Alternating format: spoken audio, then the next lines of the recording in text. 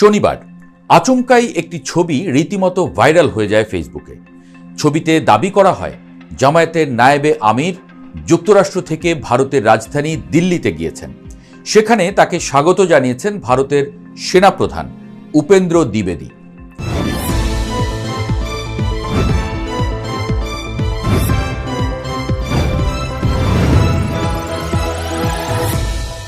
Zia cyber ফোর্সের chairman পরিচয়ে জিয়াউর রহমান নামের একটি প্রোফাইল থেকে কৃত্রিম বুদ্ধিমত্তায় তৈরি ডাক্তার তাহের ও উপেন্দ্র দ্বিবেদীর করমর্দনের ছবি পোস্ট করা হয়।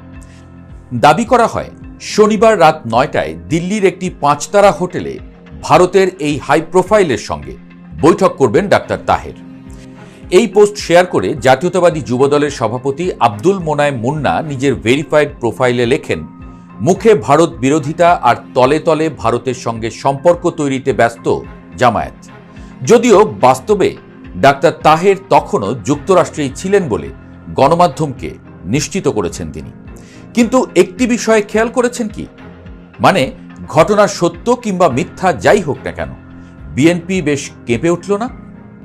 কিন্তু এমন হওয়ার কি কথা ছিল? যে জামায়াত একসময় বিএনপির সঙ্গ পাওয়ার জন্য বলতে গেলে পেছনে পেছনে ঘুরত, সেই জামায়াত আজ বিএনপির আতঙ্কে পরিণত হয়েছে যেন।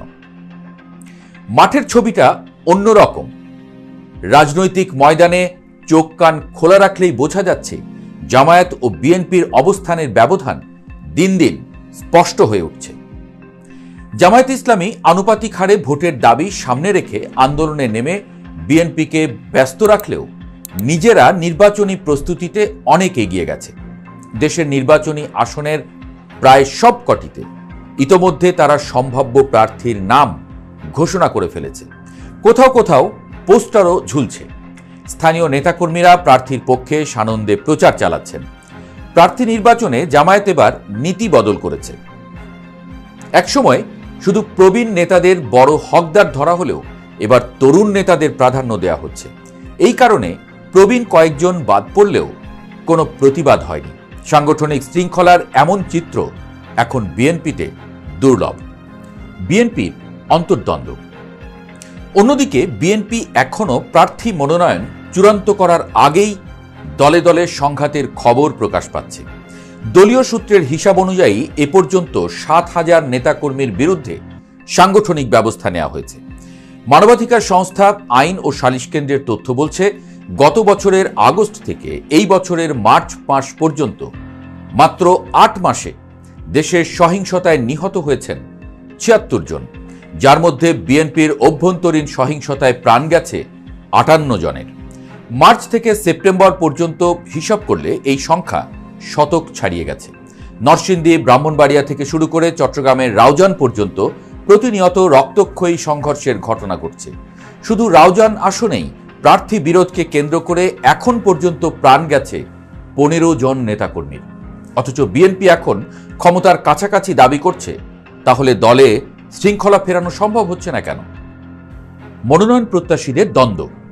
ব্রাহ্মণবাড়িয়া 2 আসনে বিএনপির আন্তর্জাতিক বিষয়ক সহ সম্পাদক রুমিন ফারহানাকে বহিরাগত আখ্যা দিয়ে তাকে ঠেকাতে একজোট হয়েছেন স্থানীয় 7 মনোনয়ন প্রত্যাশী। নরসিংদীতে কোন্দল এতটাই মারাত্মক হয়েছে যে গুলি বিনিময়ে মারা গেছেন যুবদলের নেতা।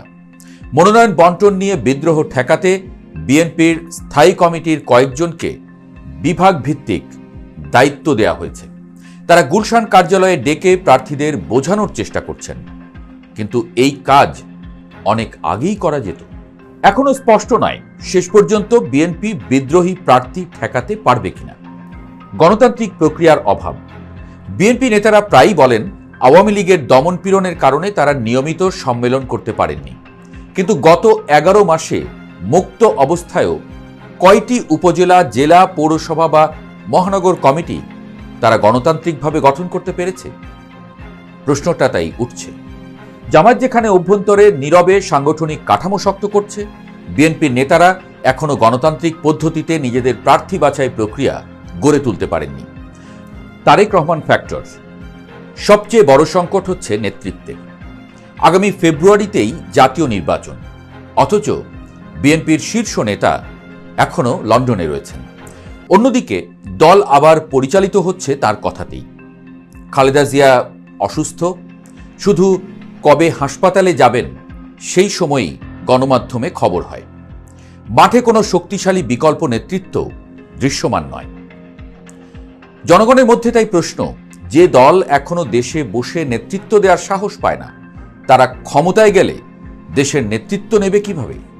বিএনপি ভরসা হারাচ্ছে এখানেই। সহযোগীদের সঙ্গে সম্পর্ক। যেসব আসন সহযোগীদের ছেড়ে দেওয়ার কথা বিএনপি ভাবছে, সেখানে নিজেদের নেতাদের সামলাতেই পারছে না।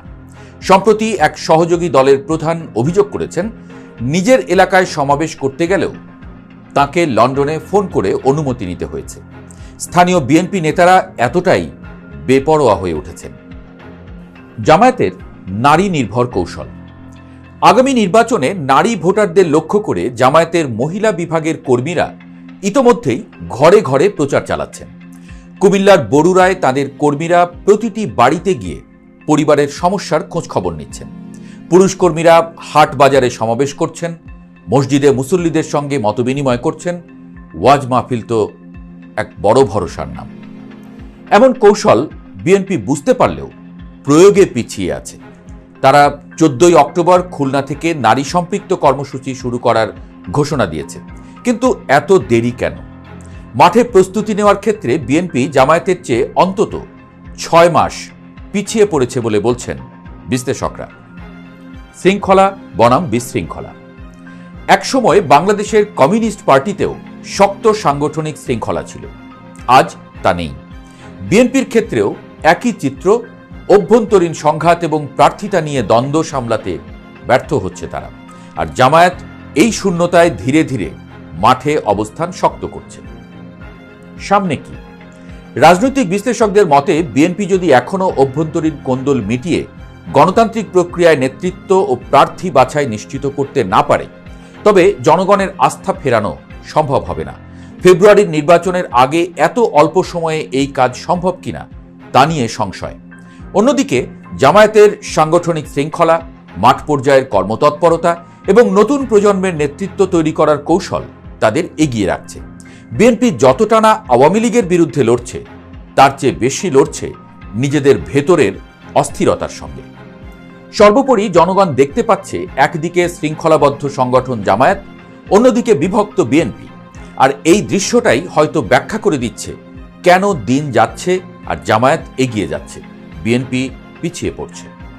এমন চলতে থাকলে আসছে ফেব্রুয়ারিতে বড় সারপ্রাইজ পেতে যাচ্ছে বিএনপি, এমনই মনে করেন বিশ্লেষকরা।